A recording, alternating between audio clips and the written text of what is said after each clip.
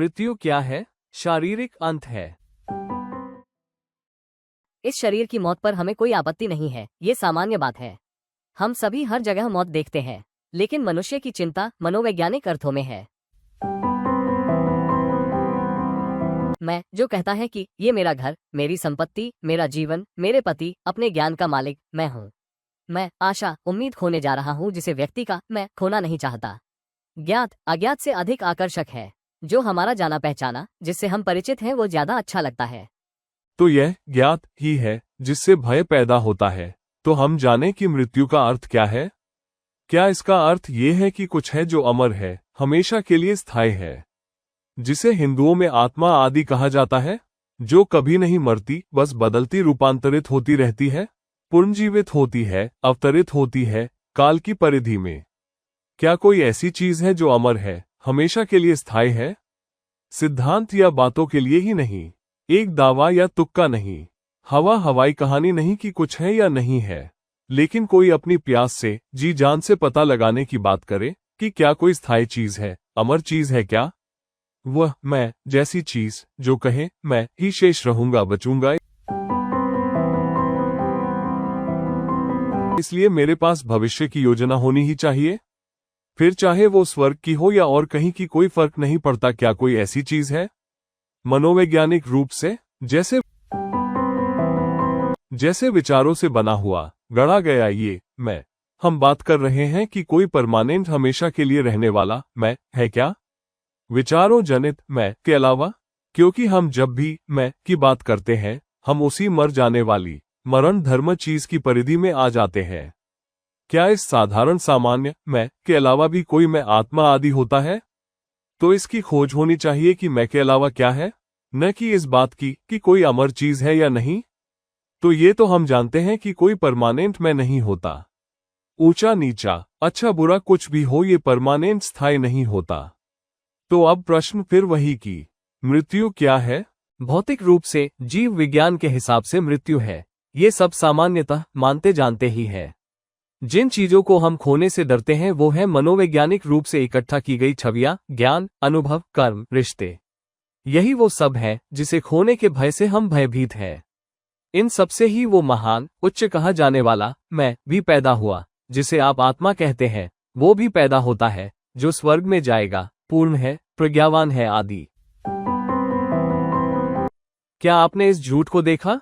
तब मृत्यु क्या है? आप कह रहे हैं कि हम मृत्यु के परिप्रेक्ष्य में जीवन को देखें, कि कैसे मृत्यु तय करती है कि जीवन कैसा हो। ये दोनों परस्पर संबंधित हैं।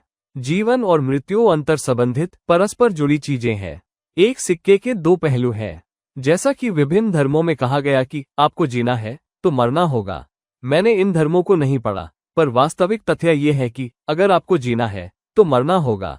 मरना इन संदर्भों में कि मनोवैज्ञानिक रूप से रोज यादें इकट्ठा नहीं करनी, रोज की स्मृतियों, अतीत को छोड़ देना होता है। जैसे ही दिन खत्म हो, ये अतीत भी खत्म हो, यादों के रूप में इकट्ठा ना हो। इस तरह का मरना, ताकि आपका मन सदा नया ताजा रहे। अब हम उस मृत्यु की बात करें जिसमें शरीर मर जाता है।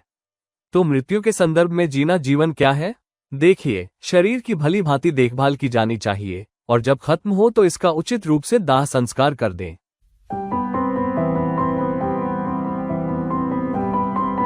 मृत्यु क्या है? उससे पूर्व देखें कि जीवन कैसा जिया गया, कैसा है, क्या है। हमें सबसे पहले समझना होगा जीना क्या है, जीवन क्या है। मृत्यु के पहले, न कि मृत्यु के बाद। अभी मेरा जीवन कैसा है? एक आदमी की जिंदगी उथल पुथल भरी है, इसमें अराजकता है, गड़बड़ियां हैं, कई तरह के आदर्श हैं, फैसले और फतवे हैं, विचार, संकल्पनाएं हैं, सब गड्ढ मड्ढ है।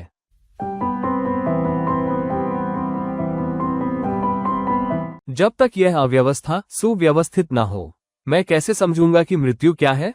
क्योंकि मृत्यु संपूर्ण व्यवस्था है। मृत्यु संपूर्ण और अत्यंतिक व्यवस्था है, क्योंकि यह संपूर्ण अराजकता, अव्यवस्था, समस्त उथल पुथल को व्यवस्थित कर देती है। तो जीते जी जीवन में अव्यवस्था समाप्त होनी चाहिए। अव्यवस्था को खत्म करना है तो सर्वप्रथम बिना किसी पसंद नापसंद के देखा समझा जाए कि अव्यवस्था है क्या। मेरे श्रद्धा विश्वास, मेरे देवी देवता ईश्वर, मेरा देश विदेश, मेरा ये कहना है, ये बदतर है, ये बेहतर है। ये सब देखा जाए, जैसा का तैसा देखा जाए। जब आप ये सब बिना भेद के देख पाते हैं तो आपके पास वो अद्भुत ऊर्जा होती है। तब इस अव्यवस्था घालमेल को देखते ही, अवलोकन करते ही, देखते से ही व्यवस्था आती है, समरसता आती है। अब जब देख लिया जाए, ये सब पक्का सुनिश्चित हो जाए, हम यथार्थतः जी रहे हों, तब समझ में आता है कि मृत्यु और सुव्यवस्था अलग नहीं है, संयुक्त जुड़े एक साथ है। सुव्यवस्था का अर्थ है कि अव्यवस्था अराजकता की समाप्ति हो गई। हम यहाँ बात कर रहे हैं कि जीवन, प्रेम और मृत्यु का क्या अर्थ है। अव्यवस्था की समाप्ति, विषमताओं का अंत होने का ही आशय है मृत्यु से मुक्त होना।